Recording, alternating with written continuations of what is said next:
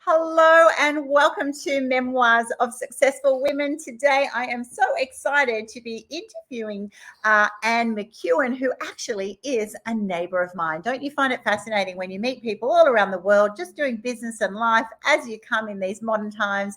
And then we started having a chat and thought, oh my goodness, we're actually only a few streets away. So we will soon be having lunch together, I am very, very sure, in the not too distant future.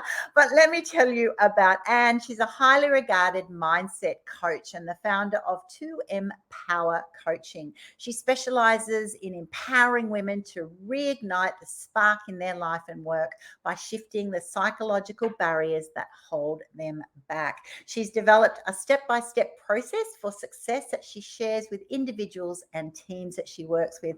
And her main driver is to be a great role model for her two daughters, Maris and Megan, and they are the two M's in To Empower, her company, and is also a published author and the founder of Sydney Women's Self-Empowerment Meetup, of which she has around 600 members attending her meetup. So welcome to the program, Anne. Oh, thank you so much, Shani. It's wonderful to be here, and I so admire the work that you're doing, and it's incredible that not only do we have a lot in common, but now we've discovered we're neighbours. It's funny. It is so funny, and I absolutely love having women on my show who are actually doing very much what is obviously at my heart with Women's Biz Tribe, to be just empowering women to just bring out their best essence. And I'm really looking forward to our conversation today.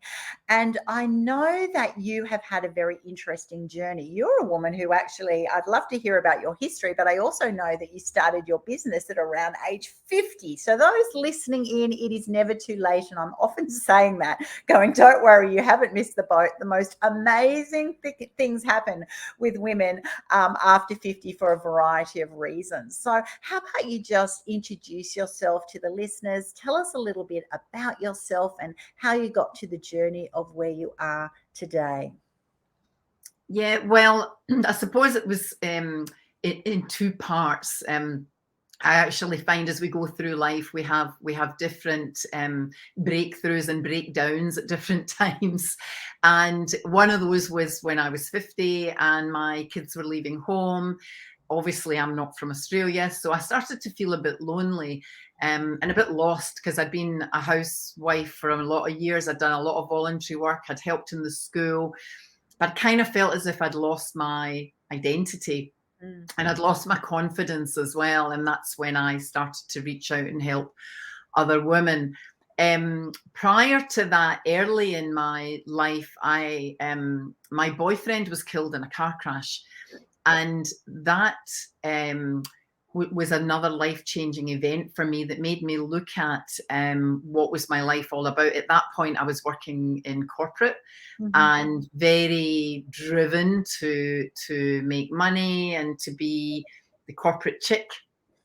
And just realizing that there were more important things in life.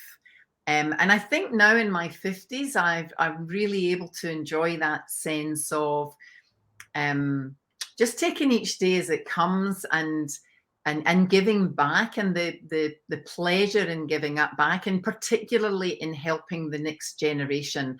I've done quite a lot of work with teenage girls around their mindset, in the hope that maybe we won't have midlife crises and issues to the same detriment when we hit our 40s and 50s.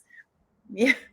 I'm all about that. I know the wisdom that you learn and the freedom that you suddenly get when definitely, I think a little switch went on to me at around mid 30s, and then it got better around mid 40s, and then 50 plus, you just get to this amazing stage of saying quite regularly, oh my goodness, I wish I knew this 20 or 30 years ago.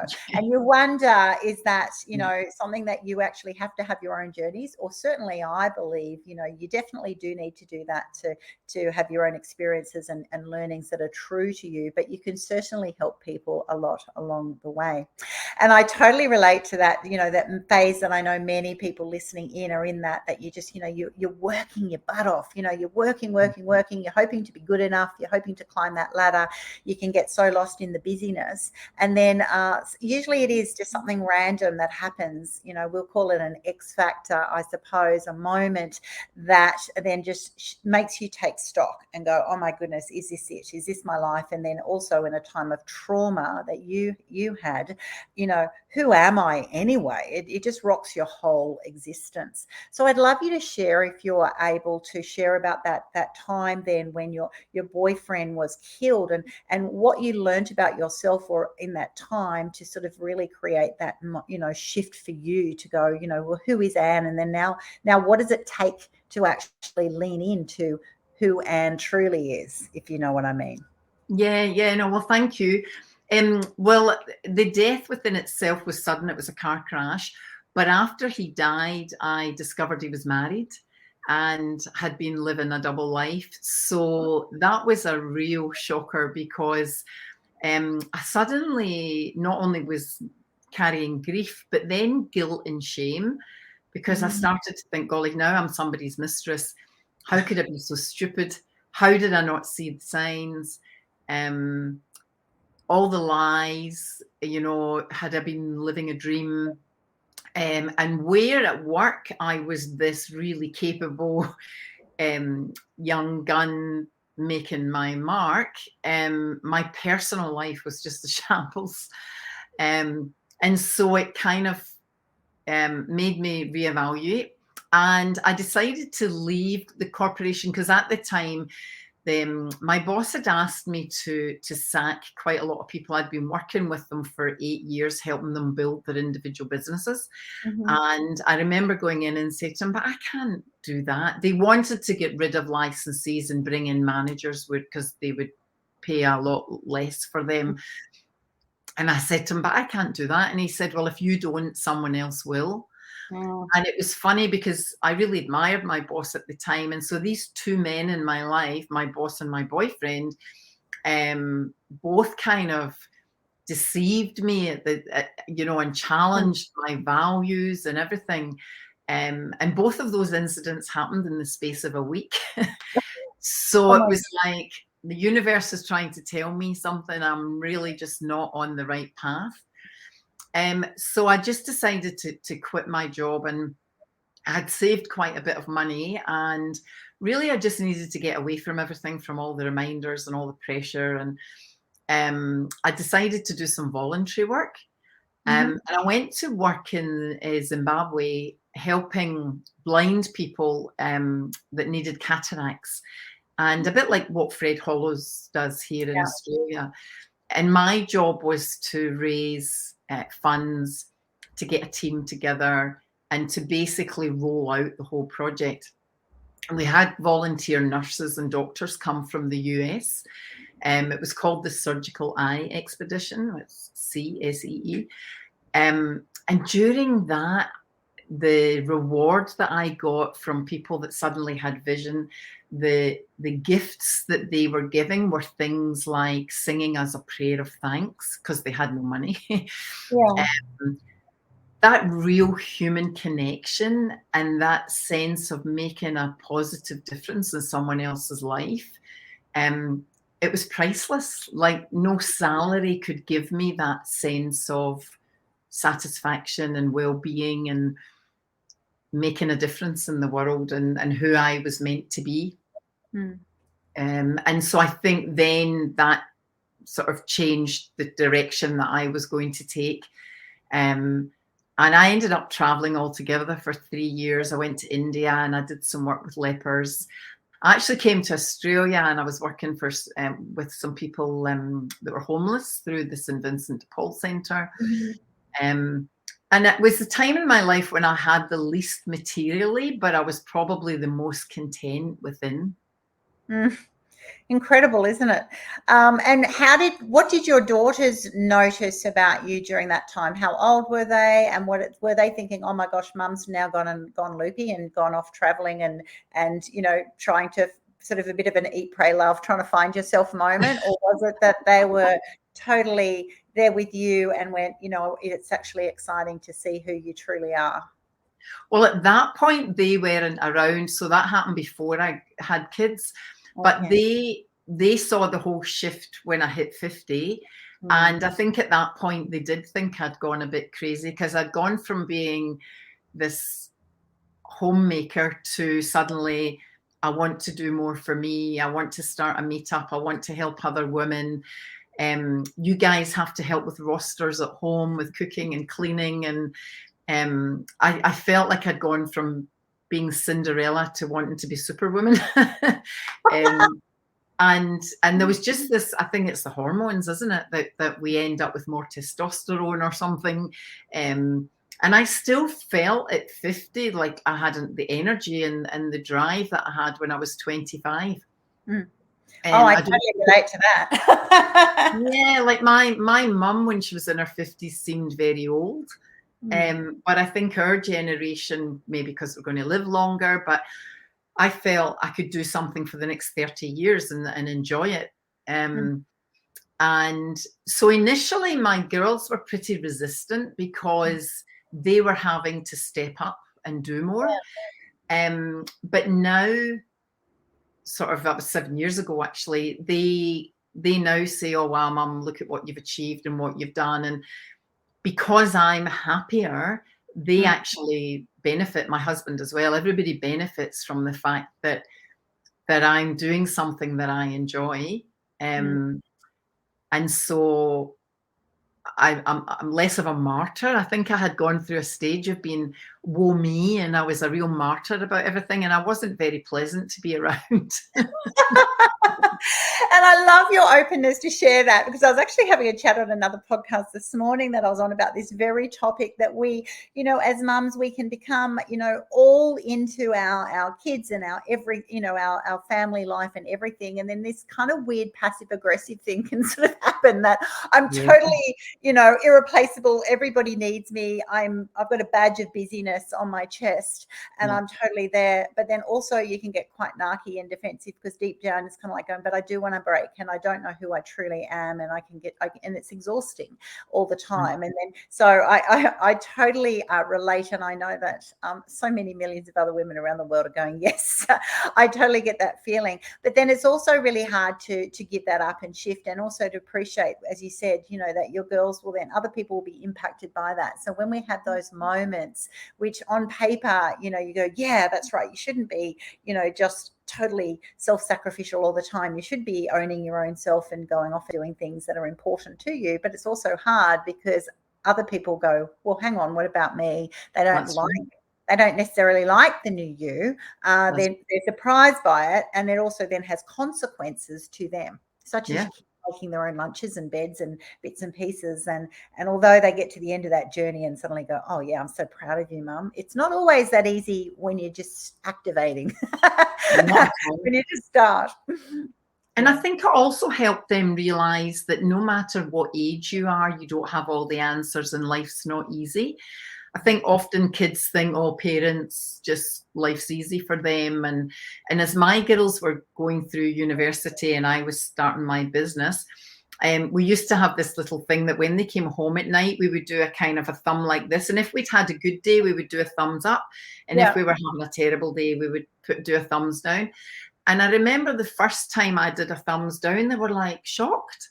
It's like, mum doesn't have bad days. Yeah. Why have you got something to complain about? And then when I started to say, maybe I was struggling with the technology, or a client didn't show up, or I hadn't made any money, or whatever the things were that I was struggling with, they would then talk about their problems with their study and exams in uni, and then realize that, okay, we can actually all help each other because everybody struggles in some way every day. It's just not always the same. I love that you shared that, because that perfect view of a mother, right? And so I know it's wonderful that our kids just look at us and go, oh my gosh, you're amazing. And sometimes they don't. And I appreciate that to those ladies thinking my kids don't say that. They can all have ebbs and flows, but also we're trying to project this perfect version so that we keep them safe and well and balanced. But in that perfection, or the image of perfection, sometimes it can then result in them not feeling comfortable, because any kid, particularly when you've got all those hormones and changes, you've got these tragedies happening every day that you just don't know how to cope with, like a friend doesn't like them or left them out of something, and their whole world is just falling apart, and they might as well just lie under the doona for days. All these sorts of things happen, and then it's like, well, if nothing ever happens with mum, then maybe I can't share that. So I actually am all into, do the ebbs and flows of life and let them see those challenges, because there will be challenges, particularly anyone going into business, particularly, you'll have, and I know in my startup incubators with all of my clients, they go, oh my gosh, what's wrong with me? Because I'm having difficulty with tech or communication or funnels or pitching my business and all the aspects of anything new. And it's like the immediate response is, nothing's wrong with you. Every time you do something new, it's a challenge, and it will be a challenge until you become more expert in that. And it doesn't also have to be perfect. So I can imagine that. So you've not only changed that sort of whole mother-daughter relationship or going into business yourself, but you're also now working with young girls in school. So what drove you to sort of take it to that very young level? Is there a core thing that you went, I've got to start really early? And how challenging was it to get into schools to be able to do that? Yeah, thanks. So I think having my own daughters was part of the driver, because you just said there about, they get upset if a friend doesn't return a call, or and I saw that with social media in particular, plus the pressure put on them in years 11 and 12 at school, because obviously the schools want them to do well, the parents want them to do well, they want to do well themselves. And I just started to think, golly, I don't remember having that amount of pressure when I was young and at school. And so the idea of being able to shape their thinking earlier, it just seemed a no-brainer, really. And I kind of wished I'd had somebody like me when I was at school. And I know they've got counsellors, but counsellors tend to focus on the past, and I suppose, and you'll know this as a coach, that we look to the future, and it's how can we create the future and enjoy the present. Yeah. And I actually worked in a high school as head of pastoral care in the UK, so I had already had quite a bit of experience. So I think that helped open some of the doors. And the other thing was, I actually got part of a program where the local government were looking for business owners to go in and share ideas with school children, so that the school kids could understand what's it like to run your own business. And through that, I got to know some of the teachers, and I did a presentation on what it is that I do for women.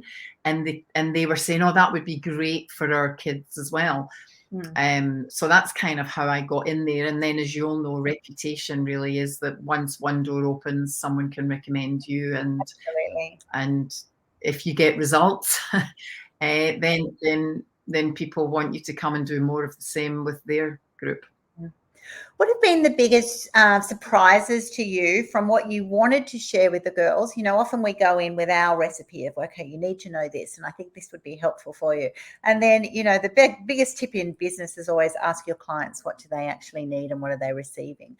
What are the surprises that young girls today actually want to hear more about that you weren't aware of when you first started in this area?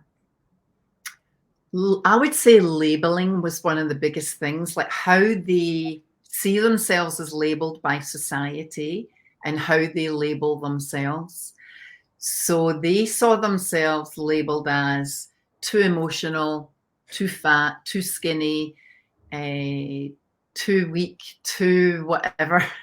One of them even said too kind. And I said, how can being too kind be a negative? I mean, isn't that shocking? It's like, oh, you have to toughen up, you're too kind. You think, wow, what kind of world do we live in? And then we looked at the labels that these girls wanted to be known for and to wear and to see themselves and the world to see them. And it was things like that caring and kindness is not weakness, it's a strength to be able to empathize with others and to put yourself forward to support others, that they could be strong physically and mentally, that they were smart and capable. A huge blocker was confidence. So many of them lacked confidence and belief in themselves. And I just think that's so sad at such a young age. The lack of confidence within the school environment or within the friendship environment or on social media, the whole comparison thing. It was a lot worse than I thought it would be. And a big thing was they had no idea how to change their thinking. And that's where it was wonderful for me, because I felt as if I had this fresh new audience. Because often women will say, oh yeah, I've listened to tons of podcasts and I've heard Oprah and I've but these kids with their young, fresh minds hadn't heard any of this stuff. And so it was really impactful. Oh, how wonderful to have a fresh canvas that they're immediately inspired. I love that. And I think it's also so sad that, that children at such a young age are accepting those labels. And I think it's sad that they are, but also accepting them as a truth and then not having the toolkit to then be able to go, well, what do I do with that? Realizing that it's just someone else's opinion of you, and who are they, another teenager has decided you're something that they, like it's meaningless when you're an adult, but when you're at that stage, and we hear of this, on the news and through campaigns and very tragic stories when people, of young ages can't cope with that anymore and unfortunately turn to self-harm and even suicide. And so it is such an important work to be able to, to be giving them those tools and a solution. How hard is it to then sort of go onto that journey? You do talks, but to actually keep that relationship that you then build on the layers of tools that are then helpful to them. Do you then repeat, come back and sustain relationships with specific groups? Do you hand over information and tools to the teaching staff? How does that work? So the plan, that the latest thing that I've been doing is that I teach small groups within year 11, and then they implement within their year group, and then they also become coaches for younger girls, so that once, and obviously it's with the help of the teachers as well, but we start off with a small core, teach them a lot of the fundamentals, get them to make the changes in their life so people around them see the positives, and then they become a role model to teach the younger girls. So yes, I go back each term and we build on what we've already done. Oh, absolutely fantastic. I know that I read somewhere that you are a big believer that happiness comes when you use your natural talents, for being, for yourself and for the benefit of other people. How do you bring about that quality that, when we're in such an environment that everyone wants you to be vanilla, they want you to fit in, they want you to be part of the crowd, whereas, when you, particularly as we were talking at the beginning of this conversation, when you're, 50 plus, you suddenly go, I want to be different. I'm going to have purple hair or green hair, whatever. I like my quirkiness. I love my uniqueness. How do you coach young girls to actually back themselves, to actually start exploring, well, what are those unique qualities that are going to bring out the best of you? And then believing that once they've actually developed that, they're actually going to be the the top rewards that they can, or things that they can then give out to other people, like you did. You learnt about your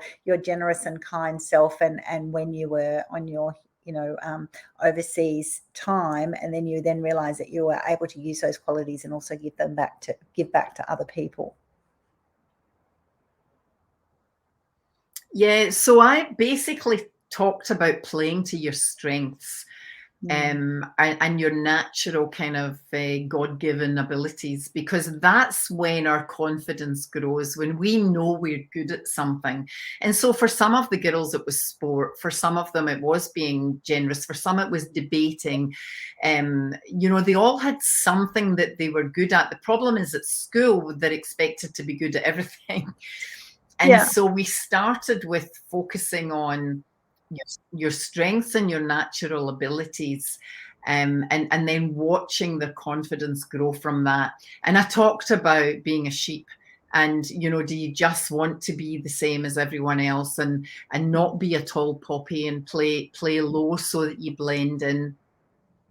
You don't have to be arrogant and have green hair, and you don't have to outwardly be obnoxious or anything, but it's more about having that inner strength and finding that inner strength that's already there. So I say to them, everything that you need is within you. It's just been tapered, or your wings have been clipped, or you've been told to sit down and be quiet and be a nice girl. And so it's about, you can still be a nice girl without being passive. And so it's almost giving them permission and allowing them to give themselves permission to be who they were born to be. So we look at the strengths and how does it make you feel? So I'm always talking about, where in the body do you feel that anxiety or nervousness or fear, and where in the body do you feel that confidence? And you can just see their shoulders go back and their chin comes up, and I know I'm really good at that. And also giving them the power to say, I'm really good at that, and that's okay. It's not like, oh, you're being boastful, or it's actually all right within your own head to say, I like what I see. I like who I am. I know I'm a good friend. I know I'm a good daughter. I know I'm a good student. And just that positive self-talk, teaching them that as well. Yeah. Yes, I think so important to be able to even just identify and have a true understanding of, what are my strengths, what are my qualities, it then will help you understand then your values and what your boundaries are, that whole sense of sort of self. And as the age of children that you're dealing with, there's still developing that. We're all evolving, we're all growing and changing in that way anyway, but more so for them. I also love what you said about that the world sort of expects you to be great at everything. Once you actually turn it into a bit more of a game, I've always sort of done it that way, because I had 4 kids in 2 years, for those listening in, 2 sets of twins, so my view of perfect was never possible because it was pretty crazy.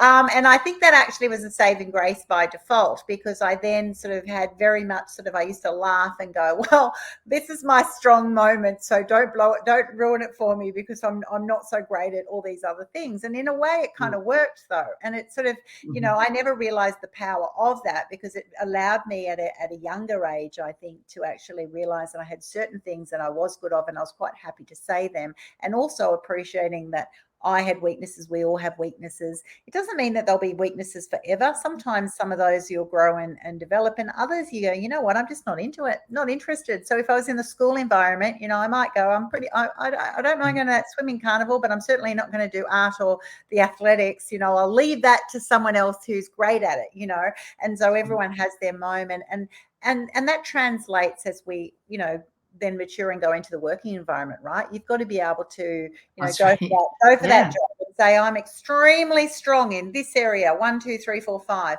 and then they'll go, what's your weakness? And you're quite happy to then, that's an actual interview question, and you're quite happy to go, you know what, I'm not real strong on this, but that's why I partner up, or I work in teams in this way to bring out so that they can bring out the best in my abilities in these other areas. And that's part of life. And I think when we help young Yeah. people to realize that we'll all have strengths and weaknesses, and that is a good thing. It really is life changing in many ways. Yeah. So what would you have said to your younger self then, now that you're, doing this in schools and you are a great role model for your girls?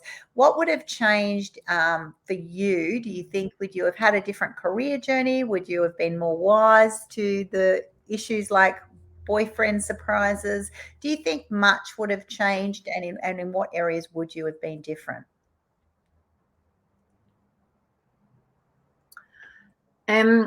I think I became a real people pleaser. I was the youngest of 6 siblings, and my mum had quite severe depression. And so quite young, I took on the role of keeping the peace in the house and getting my brothers to peel potatoes and wash dishes and, sort of take care of things at home. And I think unwittingly, I brought that people pleaser thing into a lot of my other relationships. And my marriage, even my relationship with my kids. So if I was to go back, I would probably try and have dealt with that younger and earlier. And I don't know if people go to counselors and psychologists and that a lot more now, but I never really knew anybody that did that. Unless you were suicidal maybe, and certainly none of my friends went to psychologists, and I didn't. And it was sort of like everybody's mother had depression of some sort or was on Valium or whatever in those days. So to me, it was kind of like normal, but I look back now and I think actually it wasn't so normal. My mum became the child and I became like the parent. So it was very freeing for me at 50 to say to everybody, you know what? I've had 40 odd years of looking after everybody else. The next 40, I'm going to look after myself. So that's something I would change early. And I say to my girls, still be kind and generous. But if you look after yourself, it's actually about taking responsibility for your own life, your own mental health, your own physical health, your own earnings, and then other people don't need to worry about you and lift you up. And, we should be able to do that for ourselves. Exactly. And it's not selfish at all. Once you're then in that new state of elevation and empowerment, you're actually got so much more to give and to do, because you're actually well, right? You're more intentional with your actions. You're more present in the things that you're doing. Generally, you are the person that people do love being around. Totally. And then, so for those listening into or thinking, okay, well, Anne's gone and set up a business, 50 plus, what have been the biggest learnings for you going into business at that stage of life?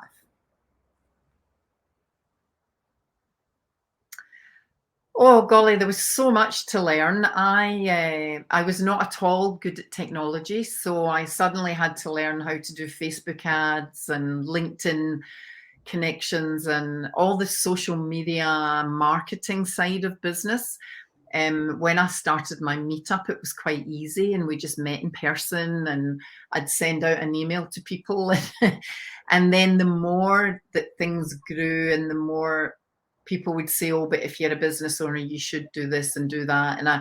And then I think I got caught up in the doing everything.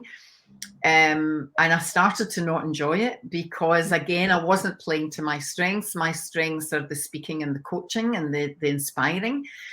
And when I got caught up in the technology side of stuff, I really started to not enjoy it. So, and I know you've done this, like reach out and get people who are experts in their field to help you, because although you'll spend money, you'll save time, you'll save frustration, you'll save energy, and you'll learn from others.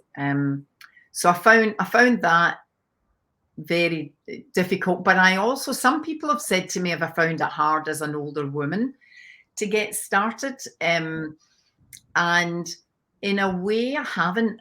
For me, I just think it's amazing that at this age I can start a business online, and that I can work from home and I can work my own hours, and I actually think that's fabulous, and I see it now.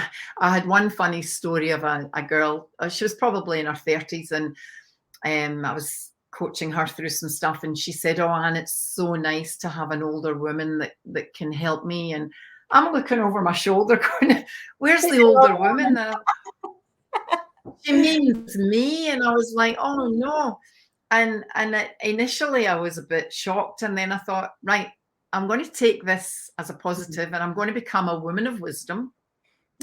And I'm going to be able to share what I've learned with these younger women that are coming through corporations and getting cheated on by boyfriends and all the things I've already been through, and how did I deal with it and turn it into positives.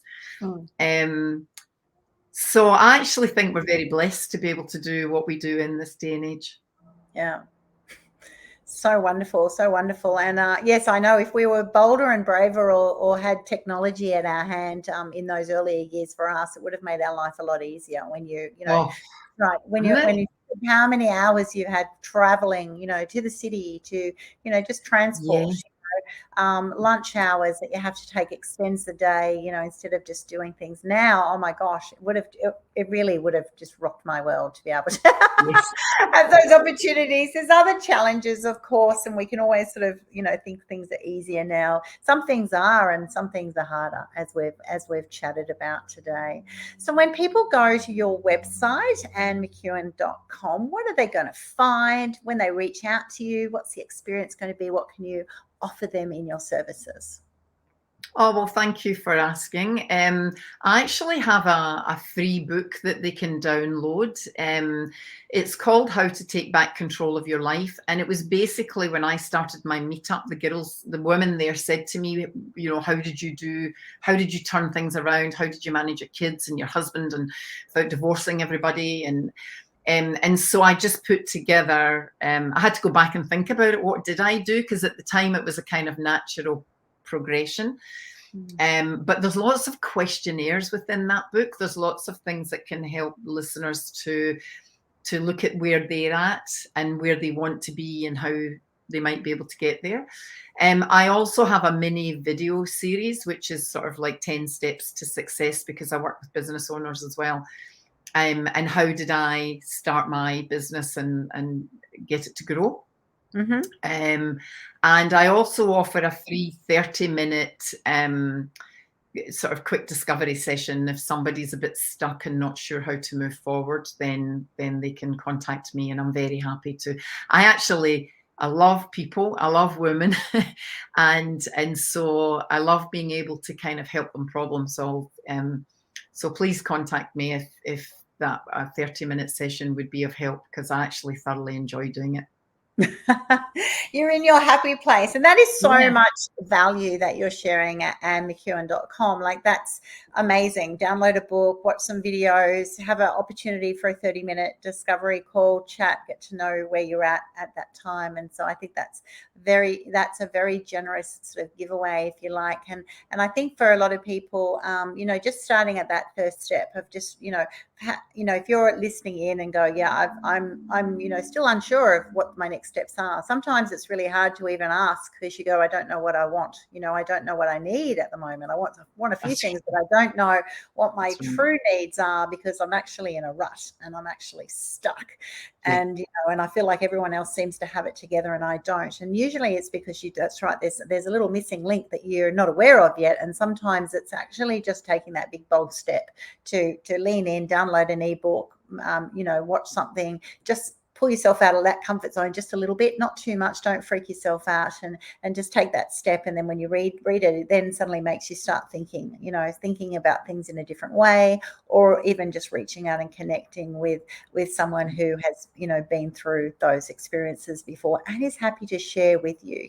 So many people are just too busy, and we can often feel incredibly lonely or just disconnected. And so I think that is absolutely amazing. So thank you for sharing that. And it's been such a delight to have you on my program today.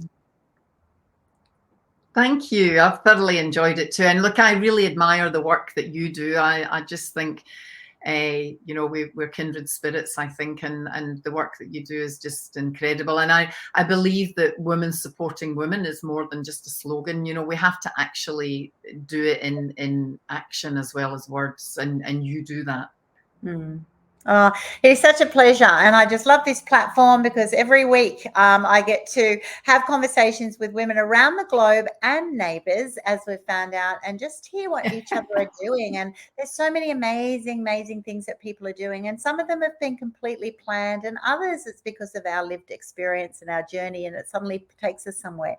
But it never ceases to surprise me how, you know, often through these bizarre experiences that you couldn't have pre-planned, you end up at this destination and go, you know what, like you today, you're in your happy place. You know, it certainly, you know, had a surprising journey too. But once you've actually found it, you know, just treasure it and just love it and max out on it, you know. And that's right. I'm all into overloading and going crazy on your strengths, because that's where your true happiness will lie. And you can outsource the rest, everybody else. I'm a total lover of that. And let's face it, it'd be a bit boring if we were all fantastic at everything. That's So right. it's been such a delight to have you on my show. I look forward to hearing about your future success.